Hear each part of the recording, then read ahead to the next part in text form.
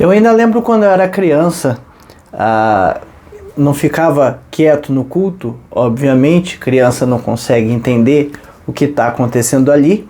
Eu lembro, quando eu era criança já existia culto infantil, mas quando não tinha o culto infantil, a gente sentava do lado da mamãe e folheava a Bíblia. Eu gostava da Bíblia da mãe porque tinha umas figuras coloridas no final da Bíblia, umas fotos não, uns desenhos coloridos, numa página envernizada, bonita, com cores vivas. Eu não sabia muito bem o que era aquilo, mas eram uns mapas, né? Alguns deles escritos Viagens de Paulo. E eu não entendia por que Paulo viajou tanto, né? Para que Paulo viajou tanto? O que isso tem importância? O que é isso? Né? Isso não fazia sentido para mim naquele tempo. Mas ao longo do tempo, ao longo da vida, a gente vai aprendendo e vai ouvindo das coisas que aconteceram e a gente entende o que aconteceu. Né? No livro de Atos, então, viemos até o capítulo 11, 13 ali, falando do Espírito Santo da igreja, do início da missão da igreja primitiva, o Espírito Santo descendo e vindo habitar entre nós, atuando no nosso meio, e a partir dali, a partir de Atos 13, a gente começa a ver que Paulo com outros crentes começam a espalhar o evangelho. Então eles começam a se deslocar por outras cidades para pregar o evangelho, para que pessoas se convertam, para a partir daí organizar igrejas, organizar comunidades de fé, para que o evangelho continue a ser pregado. E a isso a gente costumou chamar de missões. Por isso que a gente chama de viagens missionárias ou viagens de Paulo, né? As viagens de missão, porque Paulo ia para cumprir a missão, cumprir a obrigação, cumprir a tarefa de pregar o evangelho. A partir daqui, a partir do capítulo 13, então, de Atos, até o capítulo 20, o 27, 28, né? Lucas, 28, deu dúvida, né? Que coisa feia. Até o capítulo 28, Lucas, ele descreve, então, esses movimentos que foram feitos, essas viagens missionárias de Paulo. Ele fala viagem missionária de Paulo, mas você vê que Silas, Barnabé, até João Marcos e outros estiveram envolvidos nessas atividades. Não era Paulo solo, né? Paulo sozinho fazendo isso. Eram vários irmãos cumprindo essa missão. Por quê? A missão de Jesus, a ordem que Jesus nos deu foi ir e pregar o evangelho. Nosso comentarista coloca aqui Lucas 24, ele ainda aparecendo no versículo 36 a 49, ele ainda aparecendo aos seus discípulos. Falavam ainda estas coisas quando Jesus apareceu no meio deles, ele disse: Pai seja convosco. Eles, porém, surpresos e atemorizados, acreditavam estarem vendo um espírito, mas ele lhes disse: Por que estáis perturbados? Porque sobem dúvidas ao vosso coração. Vede minhas mãos e os meus pés, que sou eu mesmo. Apalpai-me e verificai, porque um espírito não tem carne, nem ossos, como vedes que eu tenho. Dizendo isso, mostrou-lhes as mãos e os pés, e por não acreditarem eles ainda, por causa da alegria, estando admirados, Jesus lhes disse: Tendes aqui alguma coisa de comer? Então lhes apresentaram um pedaço de peixe assado, um favo de mel, e ele comeu na presença deles.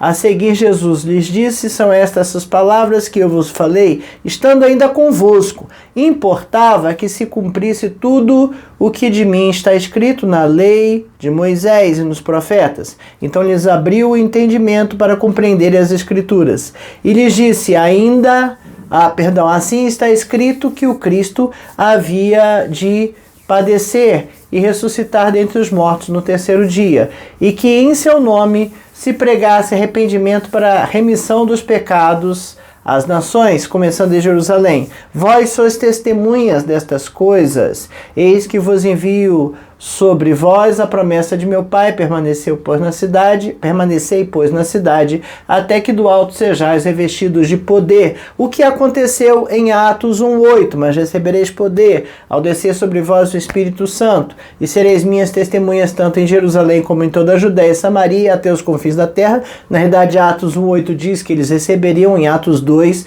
aconteceu. Ok? E aí, a partir daí, a igreja tem uma missão, tem uma tarefa a executar.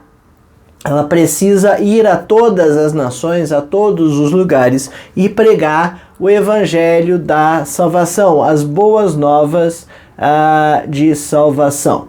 Essa foi a missão que a igreja, a partir dali, começou a desempenhar. E essa missão diária, essa missão o tempo todo, essa missão baseada nos dons do Espírito Santo, no poder do Espírito Santo, chega até nós. E nós não podemos esquecer deste importante objetivo da Igreja de Cristo aqui no mundo. Ok? Nós como batistas brasileiros, batistas da Convenção Batista Brasileira, entendemos, acreditamos na apostolicidade da igreja, ou seja, Jesus falou aqueles apóstolos e discípulos, eram 12, Judas se matou, Matias substituiu e Paulo veio depois, esses 14, ficou para trás.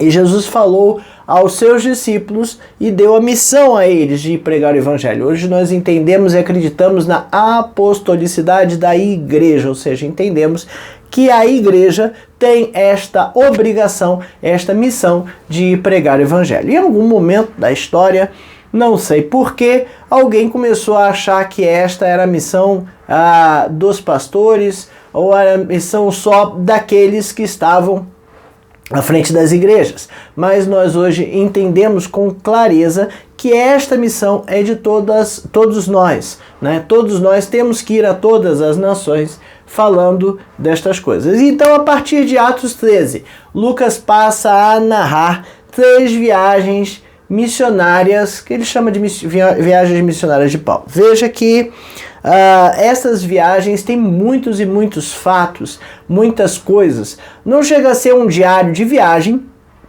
não é tão detalhado assim, mas tem vários encontros, várias atuações, várias ações, vários momentos em que Paulo é usado pelo Espírito Santo para curar, ele prega com intrepidez, ele é perseguido, ele sofre prisões. Aliás, o final da vida dele, o final de Atos, né, diz ali que Paulo ficou tempo preso, mas mesmo assim pregando o evangelho com intrepidez, né? E essa é a figura, essa é a foto daquilo que a Igreja de Cristo precisa estar fazendo em nosso tempo, ok?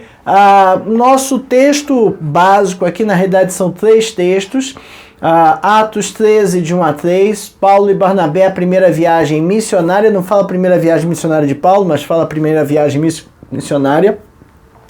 E eles saem da igreja de Antioquia. Então havia na igreja de Antioquia profetas e mestres: Barnabé, Simeão, por nome Níger, Lúcio de Cirene, Manaém, Colasso de Herodes, o tetrarca, e Saulo. E servindo eles ao Senhor e jejuando, disse o Espírito Santo: separai-me agora Barnabé e Saulo para a obra a que os tenho chamado. Então, jejuando e orando, e impondo sobre eles as mãos, os despediram. Esse é o primeiro texto. O segundo texto é Atos 15, do 36 a 41, que começa ali a segunda viagem missionária. Separação entre Paulo e Barnabé. Alguns dias depois, disse Paulo a Barnabé: voltemos agora para visitar os irmãos por todas as cidades nas quais anunciamos a palavra do Senhor, para ver como passam.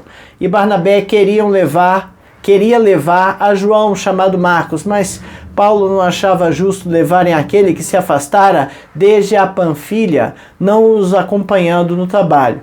Houve entre eles tal desavença que vieram a separar-se. Então Barnabé, levando consigo a Marcos, navegou para Chipre, mas Paulo, tendo escolhido a Silas, partiu encomendado pelos irmãos a graça do Senhor, e passou pela Síria e Cilícia, confirmando as igrejas. E Atos 18, 24, que fala, o início, marco ali da terceira viagem missionária. A terceira viagem missionária de Paulo, Apolo, em Éfeso. Neste meio tempo, chegou Atos 18, de 24 ao 28. Neste meio tempo, chegou a Éfeso um judeu natural de Alexandria chamado Apolo, homem eloquente e poderoso nas escrituras. Ele é instruído no caminho do Senhor e, sendo fervoroso de espírito, falava e ensinava com precisão a respeito de Jesus, conhecendo apenas o batismo de João. Ele, pois, começou a falar ousadamente na sinagoga. Ouvindo, porém, Priscila e Áquila, tomaram-no consigo e com mais exatidão lhes expuseram o caminho de Deus. Querendo ele percorrer a Acaia, animaram-no os irmãos e escreveram aos discípulos para o receberem, tendo chegado auxiliou muito aqueles que mediante a graça haviam crido, porque com um grande poder convencia publicamente os judeus, provando por meio das Escrituras que o Cristo é Jesus. Então esses três textos são três textos básicos da nossa lição. Essa é a lição de número 13, que tem por tema a missão da igreja e a igreja em missão. Faz um trocadilho interessante aí, porque a missão da igreja é a obrigação que a igreja tem que ir, a igreja em missão é a igreja no movimento de cumprir a tarefa que Jesus nos ordenou. Não podemos esquecer isso, tá? Muito importante. Aliás, é o mais importante. Este é o objetivo de sermos igreja. Então, como disse, essa é a lição de número 13 da revista Palavra e Vida, edição número 81. A revista Palavra e Vida, editada pela Convenção Batista Fluminense, está disponível no site batistasfluminense.org.br. Você pode acessar lá e baixar esta revista, que tem por tema Atos da Igreja Primitiva, estudando Atos e os relatos da Igreja Primitiva, e foi escrita pelo pastor Eric Mendonça. Quero ressaltar que estes capítulos do 13 até o 28 dariam várias e várias lições. Talvez pudesse até escrever uma revista sobre cada uma das viagens missionárias de Paulo, ressaltando todos os aspectos e todas as atividades, todas as experiências, né, que Paulo teve e como elas se aplicam ao nosso dia a dia. Mas, no intuito de fechar o assunto Atos, o nosso comentarista trouxe, então, nessa 13ª lição, as 3 viagens condensadas em uma lição só, que, claro, vai ser uma correria. Imagina fazer uma viagem em pouco tempo é ruim, fazer 3 é corrida, né? Fazendo 3 viagens em muito pouco tempo, então é pior ainda, que é o que a gente vai ver nesta lição. Então vamos lá, a primeira viagem missionária registrada por Lucas, cremos que são 3 viagens missionárias que foram feitas, empreendidas ali por Paulo e seus companheiros, foi o que Lucas registrou. Não sei se outras viagens aconteceram, e eu não ignoro o fato de que podem ter acontecido viagens em paralelo de outros irmãos a outras cidades. Na segunda viagem a gente já vê Barnabé se separando de Paulo e cada um indo por uma direção. Lucas deu preferência, ou Lucas focou em narrar as viagens de Paulo. Então Lucas registra 3 viagens missionárias a partir de Atos 13, 4.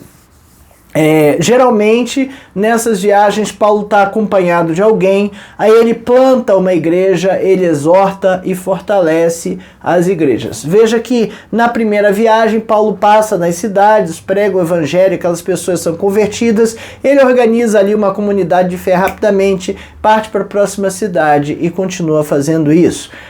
Numa segunda viagem a gente vai ver que ele volta para visitar essas igrejas. Então ele planta a igreja, ele mostra o caminho. Eu imagino aqui que talvez Paulo estivesse levando consigo cópias dos rolos, cópias dos evangelhos, se já tivesse, cópias do que se tinha escrito, né? E as cartas que ele manda depois para deixar alguma orientação.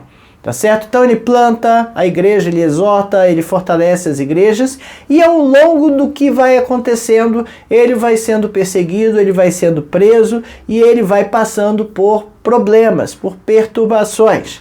Ok? Na primeira viagem, então começa com Paulo e Barnabé, eles vão a Seleucia, em seguida a Chipre, e em uma parada tem contato com Sérgio Paulo. Sérgio Paulo é um senador, sendo então chamado pelo seu nome romano Paulo. Atos 13:9 marca isso aí. Na realidade, do 4 ao 12 fala de Paulo repreendendo um mágico chamado Elimas, né, que estava atrapalhando. Paulo estava falando ali, versículo 7, o qual estava com o procônsul Sérgio Paulo, que era homem inteligente, e tendo chamado Barnabé e Saulo, diligenciava para ouvir a palavra de Deus. Veja, uma pessoa culta, de classe social alta, é uma pessoa inteligente, dada a ciência, vamos dizer assim, as ciências políticas, que se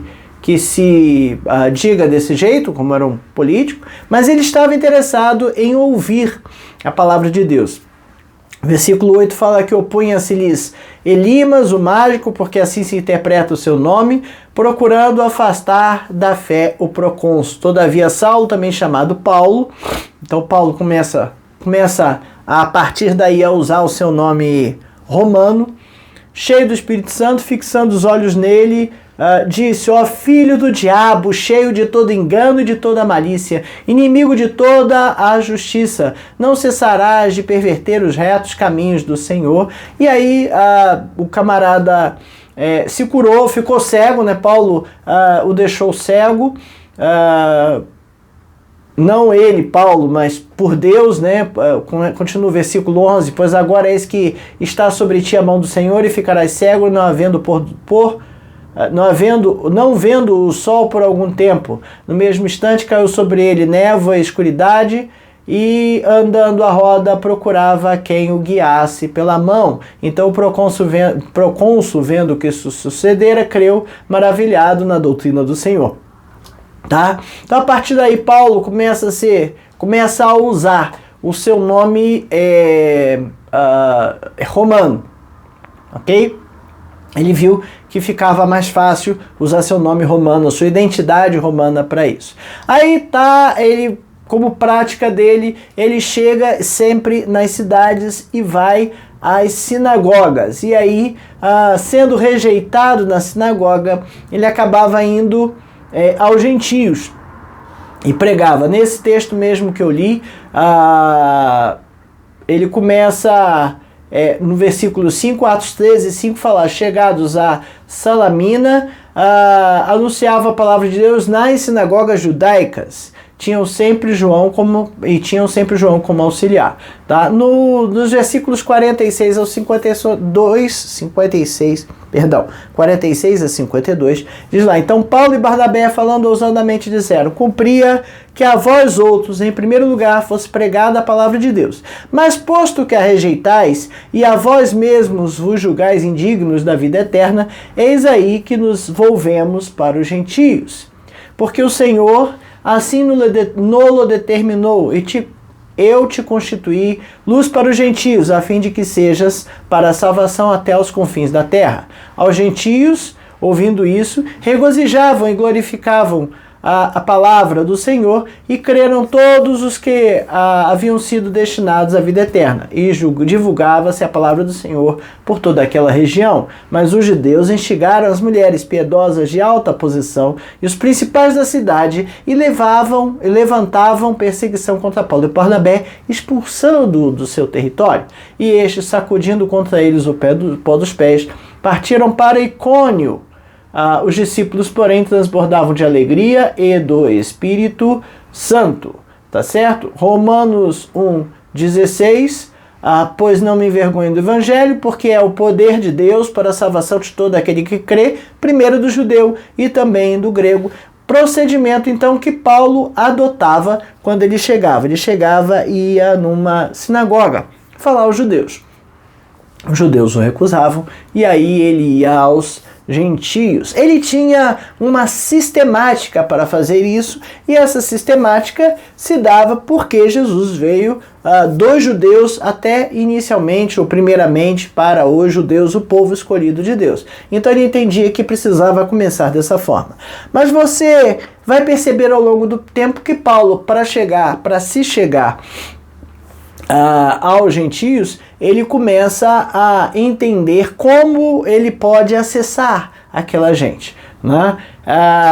Em seu discurso em Antioquia da Psídia, marca uma nova fase de pregação, enfrentando oposição crescente, que os força a sair imediatamente da cidade. Atos 14, de 1 a 7. Né? Em Icônio, Paulo e Barnabé entraram juntos na sinagoga judaica e falaram de tal modo que veio a crer grande multidão, tanto de judeus como de gregos. Mas os judeus incrédulos incitaram e irritaram os ânimos dos gentios contra os irmãos. Entretanto, demoraram-se ali algum tempo, falando ousadamente do Senhor, o qual confirmava a palavra de sua graça, concedendo que por mão deles se fizesse sinais e prodígios. Mas dividiu-se o povo da cidade, uns eram pelos judeus e outros pelos apóstolos, e como surgisse um tumulto dos gentios e judeus, associados com as suas autoridades para os ultrajar e apedrejar, sabendo-os eles, fugiram para Listra e Derbe, cidades da Licaônia e circunvizinhança, onde anunciaram o evangelho. Então veja que Paulo e Barnabé, chegando ali em Icônio, ao pregar na sinagoga, fez aquela confusão, um povo creu e tocou aquela bagunça ali, né? E aí as perseguições e as coisas começam a acontecer, né? Atos 14 diz que eles foram apedrejados, né? Eles chegaram a ser apedrejados. 14, 19 a 20, sobrevieram, porém, judeus de Antioquia e Icônio, instigando as multidões e apedrejando Paulo, arrastaram-no para fora da cidade, dando-o por morto. Rodeando, porém, os discípulos, levantou-se e entrou na cidade no dia seguinte, partiu com Barnabé para Derbe. Cai fora daí que a coisa não está boa.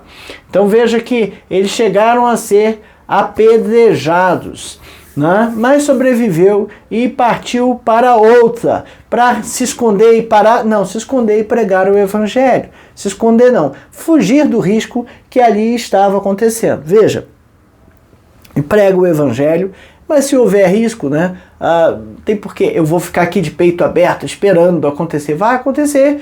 Paulo estava sendo apedrejado, né? E se ele ficasse, ele ia ser morto. Importa morrer pelo evangelho? Sim, morrer pelo evangelho. Mas será que é isso que Deus quer para você naquele momento, ficar ali enfrentando o que está acontecendo? Ou parte para outro e daqui a pouco outra pessoa vai passar por ali e pregar o evangelho de novo? A gente precisa entender qual é a missão de Deus, qual é a vontade de Deus para nós, né? Após passarem por muitas cidades, realizaram sinais em nome do Senhor para a salvação do povo, e retornaram para Listra, Icônio e Antioquia, fortalecendo a alma dos discípulos, Atos 14, 22, exortando-os a permanecer firmes na fé e mostrando que através de muitas tribulações nos importa entrar no reino de Deus. A tribulação vem por você pregar a palavra e receber uma oposição contra isso. Se a ameaça de morte é o caso ficar ali, não sei o que Deus fala para você, qual é a vontade de Deus para a sua vida, né? Paulo e Barnabé e os discípulos ali foram buscando estratégias para fazer a obra andar. Veja, se eu começo a pregar o evangelho e morro, eu não vou conseguir trabalhar mais na obra. Vou para o céu, graças a Deus. Vou ser mártir, que lindo, que maravilhoso. Mas eu preciso pregar o evangelho. Então talvez seja o caso de, achando algumas resistências, buscar outros lugares onde eu consiga pregar o evangelho. Mas isso é uma estratégia. Quem dá é Deus. Atos 14, 23 nos fala de uma coisa bem interessante, olha só. E promovendo-lhes em cada igreja a eleição de presbíteros, depois de orar com jejuns, os encomendaram ao Senhor em que lhe havia crido, em quem haviam crido. Então veja que Paulo e Barnabé estão preocupados ali em deixar lideranças, organizar igrejas e deixar comunidades com pessoas em condições de levar o evangelho à frente, ok? Fortalecer a igreja, a liderança, ok? E aí partimos então para a segunda viagem missionária mais longa, com características diferentes. Depois de relatar a igreja, Paulo permaneceu com os discípulos por um tempo de suas viagens, enfrentando alguns problemas e questões mosaicas. Aí a gente vai ver, ali antes de Atos 15, Atos 15, o concílio de Jerusalém, aquela questão se os gentios tinham ou não que cumprir a lei mosaica, tem que circuncidar, tem que se tornar um judeu para depois ser crente, né? E essa discussão aconteceu ali, falta de entendimento, falta de conhecimento, mas falta de saber o que se se deveria fazer. E aí Atos 15, né, fala ali do parecer de Tiago, Atos 15, 12 a 21, e toda a multidão silenciou, passando a ouvir Barnabé e a Paulo, que contavam quantos sinais e prodígios Deus fizeram no meio deles entre os gentios. Veja que Paulo e Barnabé estão contando experiências da primeira viagem missionária. Eles foram aos judeus, e os judeus não receberam, foram aos gentios. E os gentios se converteram, e alguns começaram a cobrar costumes dos gentios. Esse é o problema. Versículo 13, Atos 15, 13. Depois que eles terminaram, falou Tiago, dizendo: irmãos, atentai às minhas palavras. Expôs Simão como Deus primeiramente visitou os gentios a fim de constituir dentre eles um povo para o seu nome. Conferem com isso as palavras dos profetas, como está escrito: cumpridas essas coisas, voltarei e reedificarei o tabernáculo caído de Davi, e levantando suas ruínas, restaurá-lo-ei, para que os demais homens busquem ao Senhor, e também todos os gentios sobre os quais tem sido invocado o meu nome. Diz o Senhor, que faz essas coisas conhecidas desde os séculos. Pelo que julgo eu, não devemos perturbar aqueles que dentre os gentios se convertem a Deus, mas escrever-lhes que se abstenham das contaminações dos ídolos, bem como das relações sexuais ilícitas, da carne de animais sufocados e do sangue. Porque Moisés tem em cada cidade, desde os tempos antigos, os que pregam nas sinagogas, onde é lido todos os sábados. Então, veja que deu ali uma confusão a respeito da lei mosaica entre a primeira e a segunda viagem missionária, e aí são colocadas ali algumas, na sequência, né, a partir do versículo 22, algumas recomendações aos gentios. E aí essas recomendações pareceu interessante a Paulo e Barnabé que revisitassem as cidades por onde eles passaram, né, para orientar aqueles gentios de como proceder. Houve ali uma discussão entre Barnabé e Paulo, porque Barnabé queria levar provavelmente Marcos, mas Paulo não concordava porque Marcos havia deixado a viagem anterior pelo meio do caminho, né? Atos 15, 38 a 41, mas Paulo não achava justo levar aquele que se afastara desde a Panfilha, não os acompanhando no trabalho. Houve entre eles tal desavença que vieram a separar-se. Então Barnabé, levando consigo Marcos, navegou para Chipre, mas Paulo, tendo escolhido Silas, partiu encomendado pelos irmãos à graça do Senhor, e passou para a Síria e Cilícia, confirmando as igrejas. Gente, infelizmente, somos homens. E aqui narra um desacordo entre Paulo e Barnabé. Barnabé é aquele que desde o início apoiou Paulo, desde as primeiras letras, dos primeiros momentos, letras eu não digo, mas dos primeiros momentos quando Paulo ainda estava cego, ainda estava 3 dias de jejum sem comer, foi Barnabé que foi lá ajudar, e então imagina que a amizade era muito grande. Será foi Paulo, a falta de maturidade de Paulo ali de não aceitar Marcos de novo? Ou foi zelo de Paulo porque Marcos já havia deixado o negócio para lá,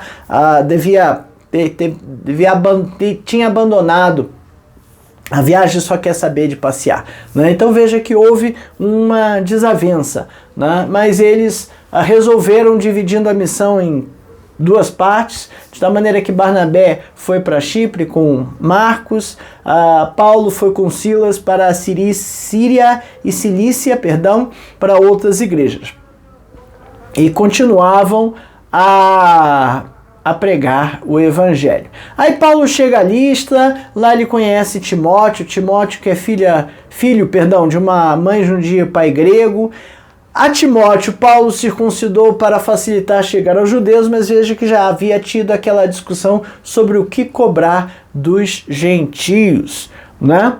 E teve acesso às comunidades judaicas. Atos 16, conta lá, Paulo leva consigo a Timóteo, de 1 a 5, chegou também a Derbe e Listra, havia ali um discípulo chamado Timóteo, filho de uma judia crente, mas um pai grego, dele davam um bom testemunho os irmãos em Listra e Icônio, quis Paulo que ele fosse em sua companhia, e por isso circuncidou por causa dos judeus daqueles lugares, pois todos sabiam que seu pai era grego. Ao passar pelas cidades, entregavam aos irmãos para que as observassem as decisões tomadas pelos apóstolos e presbíteros de Jerusalém. Tá levando aqui, a recomendação é essa, cumpram isso. Assim as igrejas eram fortalecidas na fé, dia a dia aumentavam o número. Aí em Troade, Paulo tem uma visão, né?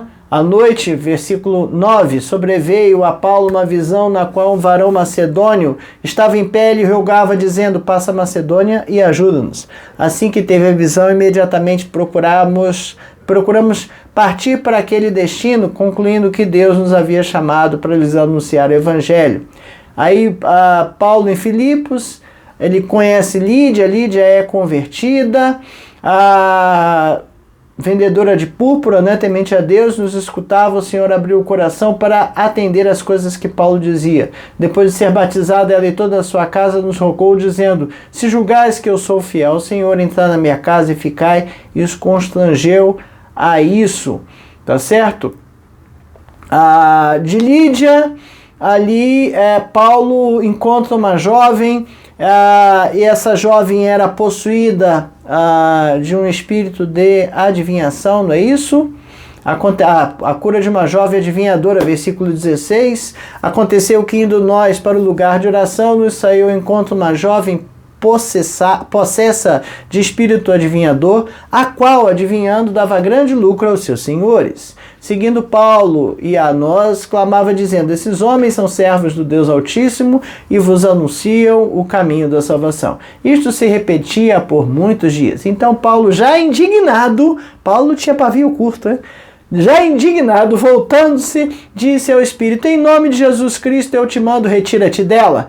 E ela, na mesma hora, na mesma hora, saiu, né? Vendo os seus senhores que lhes desfizera a esperança do lucro, agarrando em Paulo e Silas, o arrastaram para a praça, à presença das autoridades, e levando aos pretores, disseram, esses homens, sendo judeus, perturbam nossa cidade, propagando costumes que não podemos receber, nem praticar, porque somos romanos.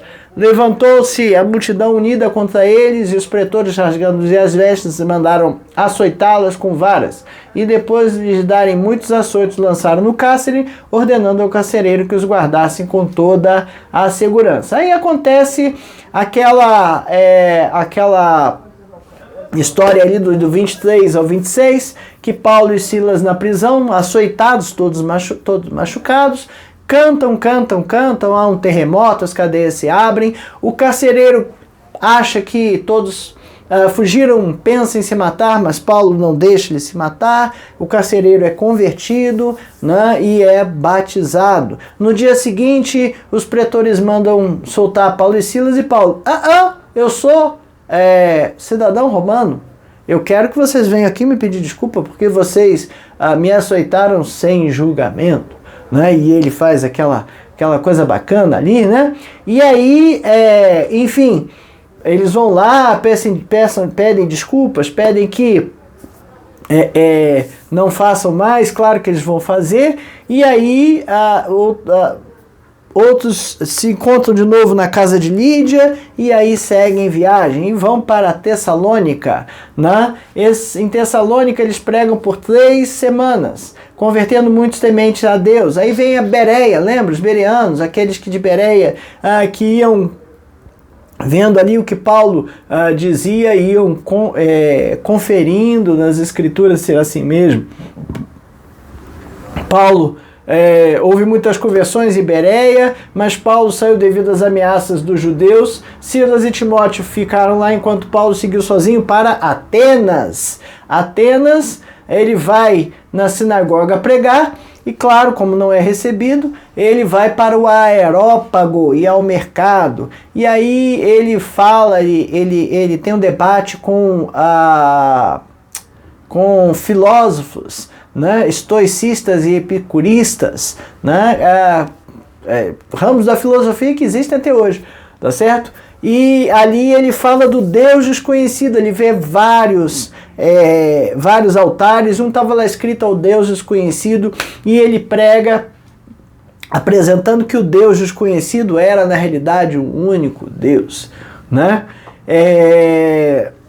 E ali ele, como é que se diz, converte alguns, né? Quando ele fala de ressurreição, as pessoas não querem mais ouvir falar deles. Já estamos ali em Atos 17, de 1 a 5, tendo passado por Anfípolis e Apolônia, chegaram a Tessalônica, onde havia uma sinagoga de judeus. Paulo, seguindo os costumes, foi procurá-los e por 3 sábados arrasou com eles acerca das Escrituras, expondo e demonstrando ter sido necessário que Cristo padecesse e ressurgisse dentre os mortos.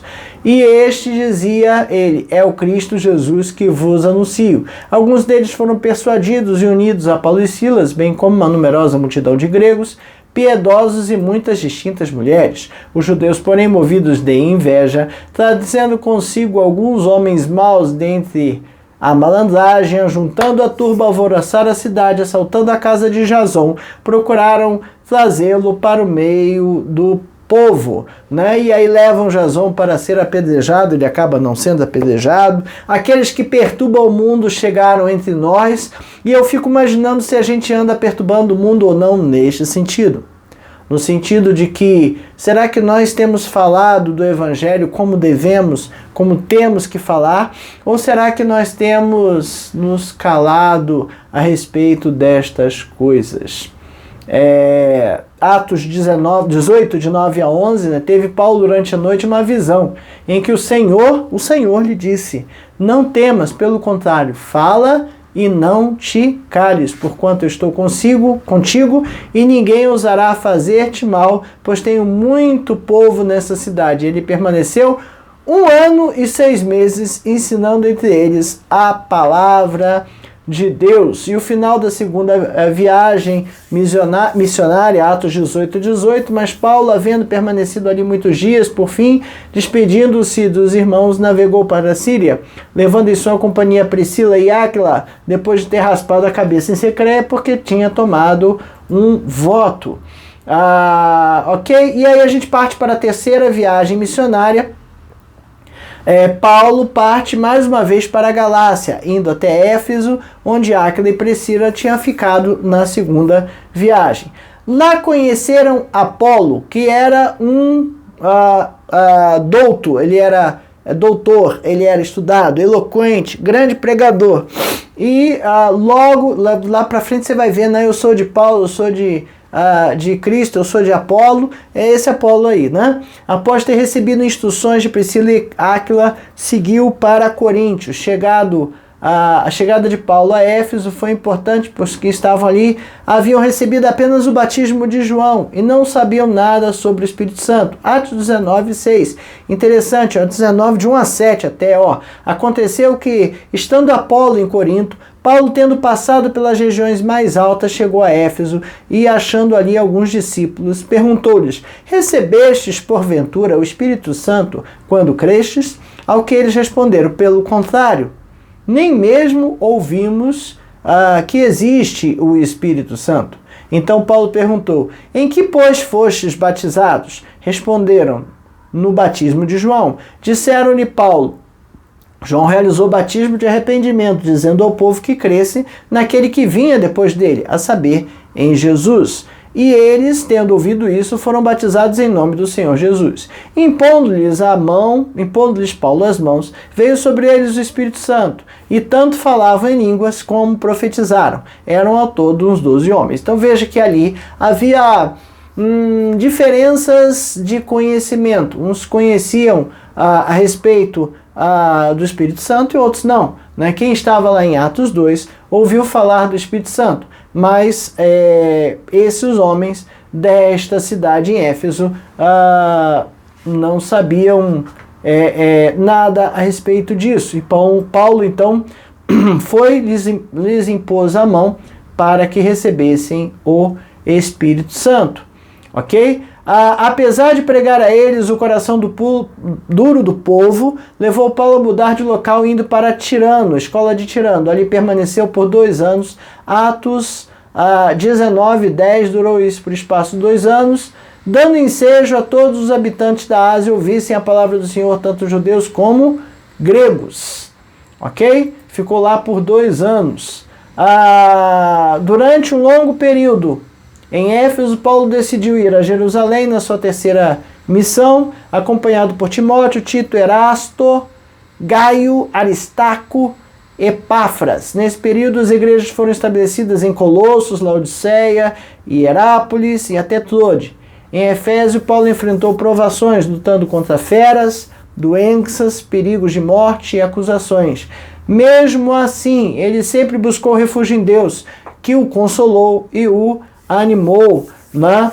Lá em Atos 28, já é o último capítulo, fala dele sendo levado para Roma e ao naufrágio, e eles vão parar na ilha de Malta. E lá Paulo curou, né, o Públio e outros na ilha antes de chegar a Roma, e continuou pregando para o povo com o coração endurecido. Atos 28, de 1 a 6. Né? Uma vez em terra, eles acabaram de naufragar. Verificamos que a ilha se chamava Malta. Os bárbaros trataram-nos com singular humanidade, porque acendendo uma fogueira acolheram-nos a todos por causa da chuva que caía e por causa do frio. Tendo Paulo ajudado atirado à fogueira um feixe de gravetos, uma víbora, fugindo do calor, prendeu-se à mão. Quando os bárbaros viram a víbora pendente na mão dele, disseram uns aos outros: certamente esse homem é assassino, porque, salvo do mar, a justiça não o deixa viver. Porém ele, sacudindo o réptil no fogo, não sofreu mal nenhum. Mas eles esperavam que ele viesse a inchar ou a cair morto de repente. Mas depois de muito esperar, vendo que nenhum mal lhe sucedia, mudando de parecer, diziam: ele é um deus. Né? E Paulo ali, né? Olha, Lucas então encerra narrando que Paulo ficou em sua própria residência morando. Não, tem um outro povo, uma outra parte aqui, que eles são considerados como os deuses, né? Veja que várias e várias coisas vão acontecendo aqui ao longo da viagem. Lucas encerra o capítulo 28 dizendo que Paulo estava preso, ele estava indo nesse naufrágio em Malta, ele estava indo para Roma, e Paulo fica preso, sim, por 2 anos em sua própria casa. Atos 28, do 30 ao 31. Paulo prisioneiro durante 2 anos. Por 2 anos permaneceu Paulo em sua própria casa, que é o lugar onde recebia todos que o procuravam. pregando o reino de Deus e com toda intrepidez, sem impedimento algum, ensinava as coisas referentes ao Senhor Jesus Cristo. Partindo para a conclusão, então, rapidamente olhamos aqui os roteiros da viagem, algumas coisas que aconteceram, mas sabemos que tem muito mais coisa nesses textos, nessas experiências. Veja que Paulo enfrenta o inimigo, o diabo, ele se depara com povos que não querem ouvir a palavra, ele se depara com multidões que querem apedrejá-lo pelo que ele está falando, ele se depara com feras, ele se depara com perigos de morte, o naufrágio, tanta coisa acontece na vida de Paulo, né? Mas ele não deixa de lado o foco principal de sua missão. O foco principal de sua missão é pregar o Evangelho. E ele não esquece, não perde este foco em momento nenhum. Sabe? Ele faz curas, ele enfrenta endemoniados, ele desafia autoridades, né? Ele faz o que tem que fazer. Veja, não é fazer para desafiar a autoridade, não é fazer para irritar os outros. A gente, como crentes batistas, né, respeita o que cada um acredita, nós respeitamos, mas eu acredito no que eu acredito e prego o evangelho que eu recebi, ok? E vou pregar esse evangelho. Infelizmente, às vezes, pregando o evangelho, alguns confrontos vão acontecer. Não que eu queira confrontar, não que eu esteja fazendo para irritar alguém, mas algum confronto pode vir a acontecer. E nesses confrontos, né, é o que Deus fala para Paulo, né? É necessário, fala, né, e não te cales. Não temas, pelo contrário, fala e não te cales, porquanto eu estou contigo, e ninguém ousará fazer-te mal, pois tenho muito povo nessa cidade. Deus falando diretamente para Paulo, ok? Nossa revista encerra por aqui. O livro de Atos encerra então com Paulo pregando. Ao longo desse tempo, ele vai escrevendo várias cartas, as várias cartas que a gente tem no Novo Testamento. A gente vê que Deus vai abençoando, ajudando, livrando, capacitando, dando estratégia, né? Apesar de nós, né? Apesar de Paulo brigar com Barnabé, apesar de Paulo às vezes ser zeloso demais e ser ficar incomodado com as coisas ali, né? Deus vai capacitando e dando poder, ok? Para pensar e agir. Primeira pergunta que o nosso comentarista nos traz é se você ou eu já tivemos experiências de viagem missionária. Eu já tive algumas idas em alguns lugares. Na realidade, eu procuro pregar o evangelho onde eu estou. Eu mudei ao longo da vida bastante de cidade. Todo lugar que a gente chega, a gente entendia que era da vontade de Deus pregar o evangelho naquela comunidade. E algumas experiências, né, a gente passa, uma vez visitando um pastor, apenas visitando um pastor, a gente conseguiu até ajudá-lo a se reorientar, não reorientar doutrinariamente, mas às vezes a gente fica desanimado, não sabe para onde ir, o que fazer. E só em estar com ele, bater um papo, ser uma voz que vem de fora, alguém que vem de fora, alguém que olha de fora o que está acontecendo e dá sugestões, ou conversa, ou troca ideia, é suficiente para ajudar. E até hoje a gente ouve sobre uma dessas viagens que nós fizemos. E várias outras ações missionárias. Aliás, já tivemos trabalhando em áreas carentes próximas à nossa cidade, né? Então, recompensador você vê a obra de Deus andando e Deus te usando para fazer a obra. Aliás, esse canal aqui não deixa de ser uma viagem missionária. Eu não estou indo, mas eu estou mandando vídeo. né? E pessoas têm ouvido a minha palavra à distância. Você tem isso nas suas mãos, né? E pode fazer isso da mesma forma como eu faço, né? Viagem missionária para um vídeo realmente é um pouco forte. Mas, enfim, nada também substitui o cara, a cara, né? Será que em algum momento dessas viagens ou dessas ações missionárias você se sentiu perseguido? Às vezes até no próprio trabalho, na escola, na faculdade, na sociedade onde a gente está, né? E aí o nosso autor nosso autor nos desafia aqui. Se você fosse convidado para escrever Atos 29, ou seja, o próximo capítulo, o que você narraria? Qual testemunho você poderia dar da sua vida ou do que Deus usou a sua vida na obra de Deus? Pensemos nisso. Estejamos no centro da vontade de Deus. Sejamos igreja, como a igreja primitiva. Lembremos que temos uma missão para cumprir. A missão é para ser cumprida. E Deus quer de nós que trabalhemos com diligência. Amém?